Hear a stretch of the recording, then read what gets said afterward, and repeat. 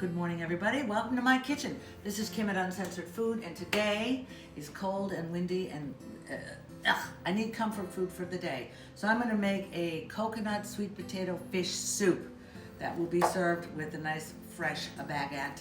It must be. I will lay out all the ingredients for you, and I'm going to use my beloved Thermomix machine, which I have named Liza with a Z, and Liza is going to do all the cooking here, but you can do the same thing in a pot on your stove very simply. I'll give you the techniques on how to do it. So let's get started. I'm going to start by putting onions and garlic and about an inch, maybe a little more than an inch of peeled ginger. You start with that and you grind it up and you make it very small, of course. Of course, I forgot to tell you something. Before grinding it up, I'm going to add red chili pepper, and I don't have enough of it, so I'm going to add a dried one as well, and about 3-4 tablespoons of olive oil.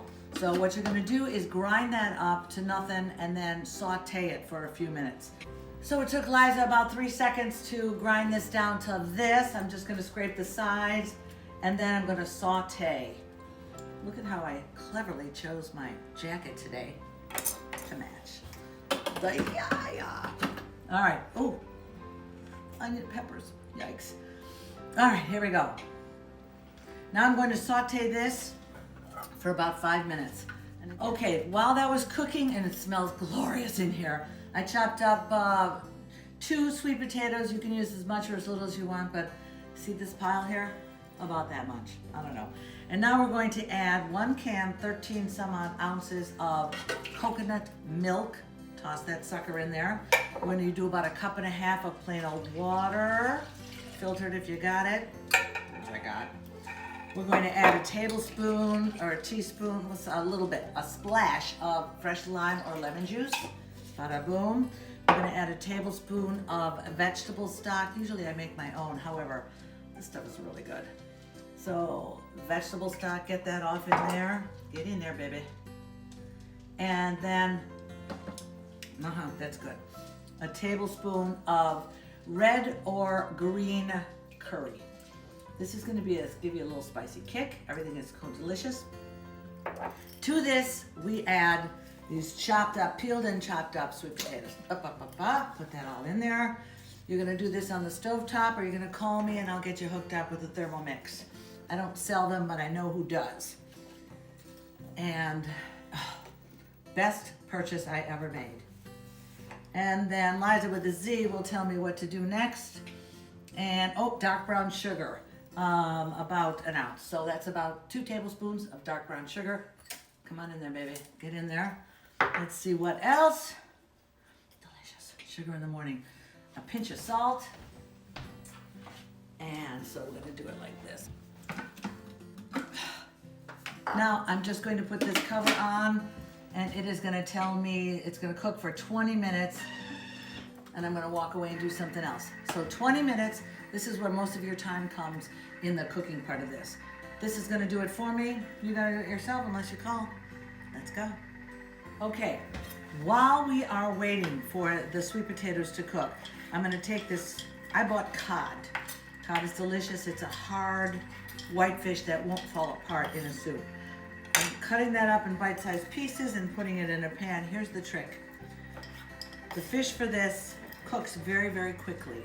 So I'm not going to put it in there to cook for the 5 or the 10 minutes that my recipe calls for. Instead, I'm going to cube up whitefish and big old shrimps and put them in a pan. And when this is all cooked, I'm going to pour this in that, and the heat from this is going to cook that.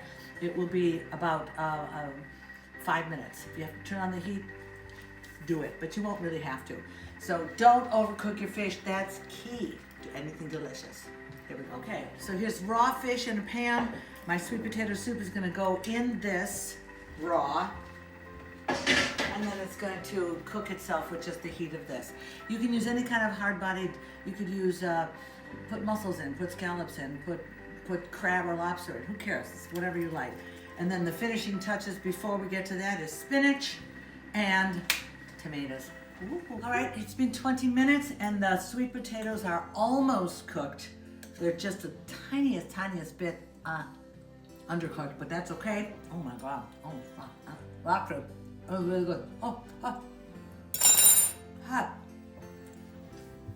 It's got 10 more minutes because we're now going to add a cup or so of chopped in half cherry tomatoes, and we're gonna add several cups of baby spinach.